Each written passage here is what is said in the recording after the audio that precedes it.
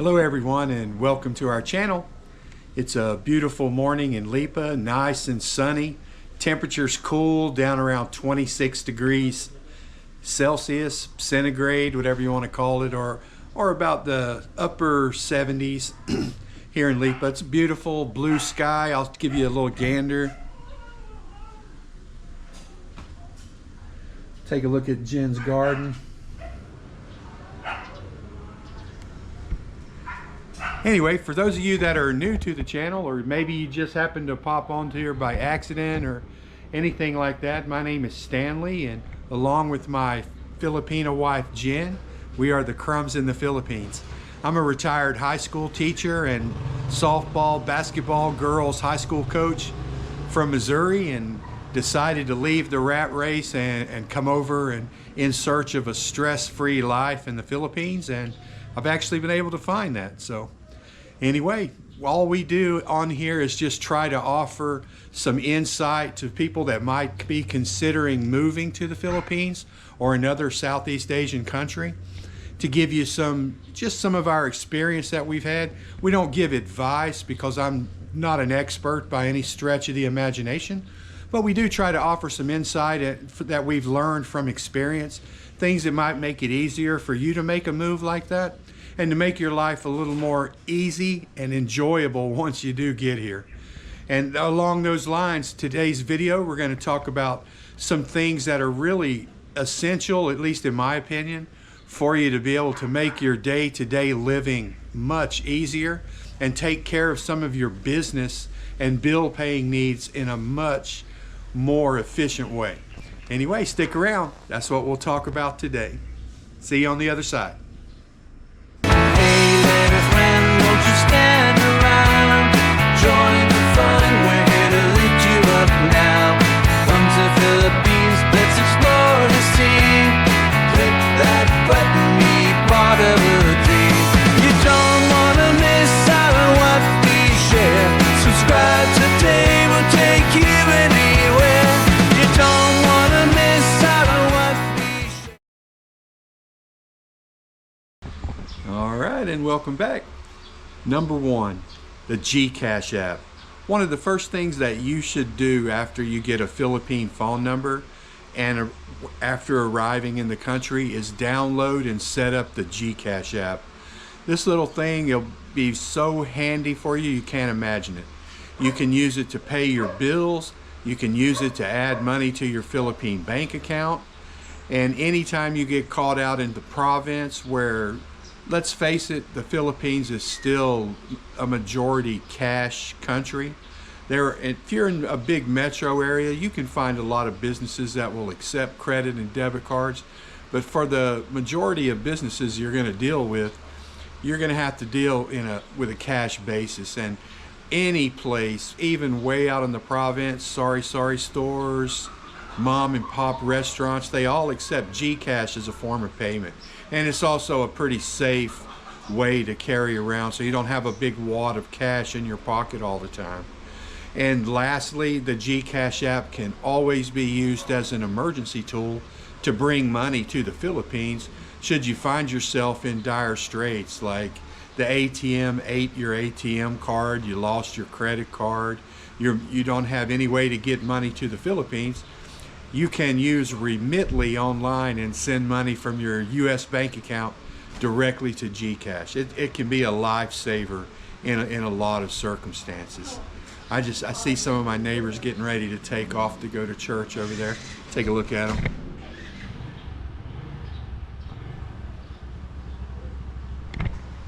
Really nice people. But anyway, that's the first one, guys. Okay, we'll see you at the next one. Two other things I forgot to mention that you can do with your GCash app is you can also load your phone. If you have a prepaid option on your phone, you can just add load directly through the GCash app. It's really handy. And you can also transfer money between yourself and other expats or other Philippine people should you need to do a transaction just between another person. If they have the GCash app also installed on their phone, you can transfer money back and forth between you. It's a really convenient way to pay. and you don't have to walk around with a lot of cash in your pocket all the time. It's really convenient. Number 2, your local bank app. If you're going to be in the Philippines for an extended period of time, you're going to want to open a local bank account. It'll make things a lot easier for you. Gives you a terminus for transferring funds to the Philippines, a place to store your money so you don't have to keep cash with you all the time. It also gives you another convenient way to pay bills should you choose to use that avenue. You can use your local bank app to fund your GCash app. You can also load your phone from the local bank app. I know Jen and I use the BDO, and we have the BDO app on our phones, and we can take care of all of our banking business from there, such as paying Jen's credit card bill or anything like that through the BDO. And it also helps to establish a relationship with a Philippine bank should you at any time in the future want to finance a new car or a home using, of course, through your spouse or girlfriend like that. It's good to have a relationship with the bank like that. But anyway, it's just another thing that makes it much easier to take care of business here in the Philippines. Number 3, your local phone app. Jen and I use Globe in our phones, but also here in the Philippines you can get prepaid plans from other companies besides Globe, such as Dito or Smart, and I think there's maybe a TM company. But each one of those will have an app that you can download for your phone and manage your prepaid plans and also postpaid plans should you desire to go that route. But we've always done just fine with a prepaid plan. They have this one feature on Globe that for 15 days, 150 pesos, you get 31 gigabytes of data, unlimited text and talk. And I end up buying 2 of those a month for my phone, which is what, 300 pesos for the whole month. And it's basically unlimited everything. It's hard to beat, and I just keep reordering it through the Globe app on my phone. So it's just another one to have. And you can also do a few other things with your phone app as far as moving money between banks and to other people. It's just pretty convenient to have on your phone. So anyway, that's number 3, okay? Number 4, a VPN. A VPN is something that you're going to find invaluable to your life here in the Philippines. There's going to be some times that you want to make communications back to the USA, either via your laptop or even on your cell phone, using apps rather than just the regular phone service. For example, Skype is what I use, and it works on almost all of the business transactional type things that I need to call back and forth to the States. But you have to convince the businesses that you're actually in the US. So a VPN does that very well. And the VPN is also going to come in very handy on tip number 5 coming up here later that I'm going to share with you after this one. So the one that Jen and I use is Surfshark. They have a really good plan. It's very inexpensive. You just renew it annually. Whenever I first signed up coming here in the US, I bought 2 years and got a 3rd year free. So for the first 3 years I had just paid that one fee. But there are other reputable companies as well that offer VPN services that are pretty reliable and have a lot of servers to choose from, and many United States servers. Besides Surfshark, you have ExpressVPN, NordVPN, and CyberGhost are the big ones that I'm aware of. And they all have pricing plans to meet everyone's needs. But it's something that you're going to really appreciate whenever you get here if you have that. It'll make your life a lot easier, especially whenever we talk about tip number 5. I kind of jumped the gun because tip number 6 was going to be the VoIP or the internet type phone service, but since we already talked about it, I'll just leave that one off because it's really going to be handy for you to use like Skype, or there's some other ones that work as well, like Text Plus and I've used that one before and didn't have any issues whatsoever. But Skype is a pay-as-you-go, and you right up front I just bought a certain number of minutes that were available for talk and text and things like that. And I've used it for my bank. I've talked on the bank through Skype before. I know my Capital One account that I used to have, which I no longer have, they wouldn't accept the VoIP, so I ended up having to close that account. But most businesses and banks will work with you on that and accept your phone number, because you can actually choose a phone number on Skype whenever you sign up and start it that's compatible with like the region in the United States that you want it to be from. Like my phone number has a prefix from Virginia, which is where my home address or my home base address is actually at, in Newport News, Virginia. But anyway, guys, that's number 4. We'll move on to 5 shortly. Number 5, a Roku Express or any other type streaming device where you can watch TV through the internet. Now, in conjunction with your VPN, this thing is going to prove invaluable to you. Of course, I understand that not everybody likes to spend time watching TV, and a lot of folks are perfectly happy without having it at all. But I know for myself, I really enjoy watching college sports and professional sports, and they're really hard to come by without VPN and then some of the apps that are available, which I use, the Roku Express. It's not the only one, but it works really well.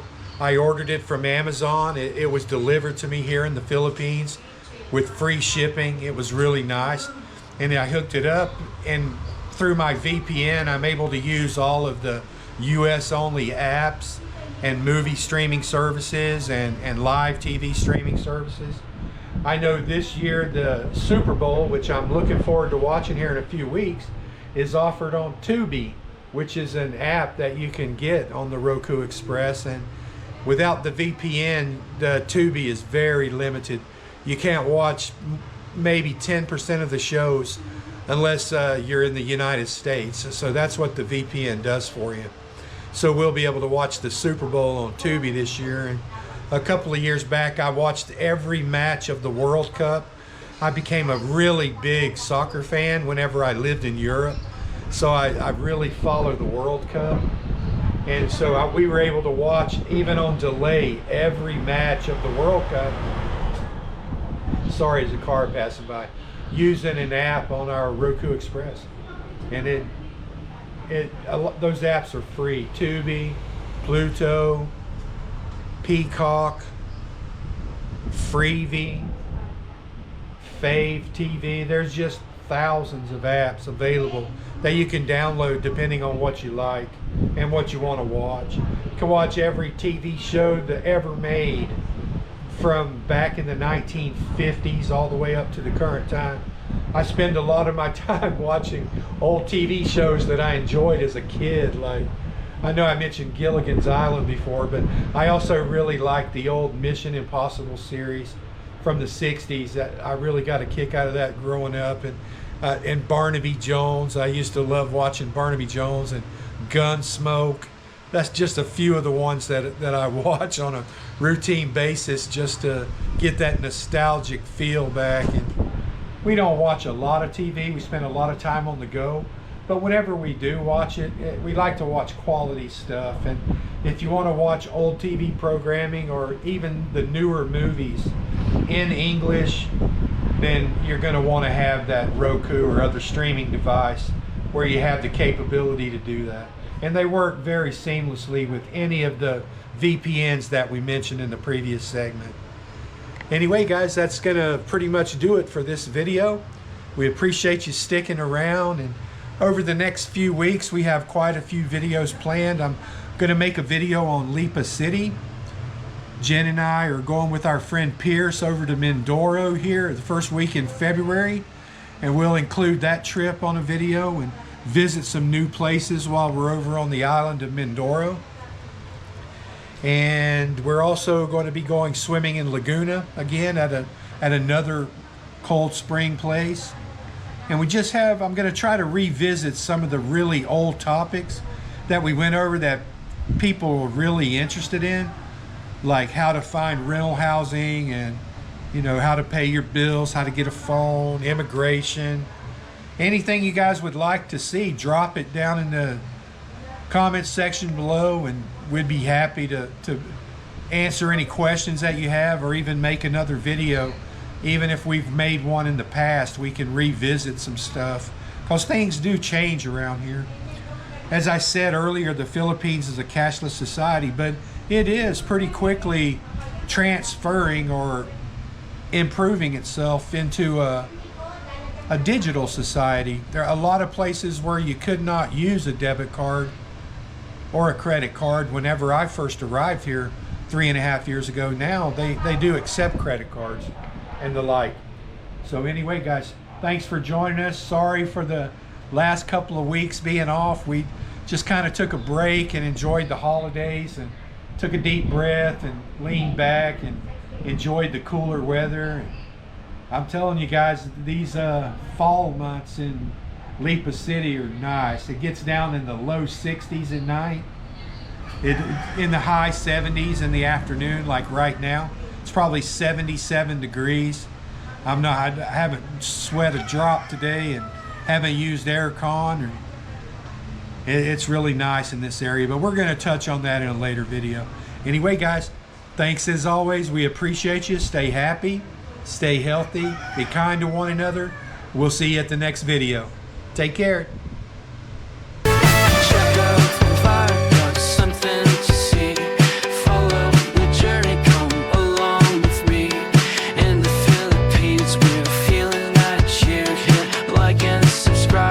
Stories to share.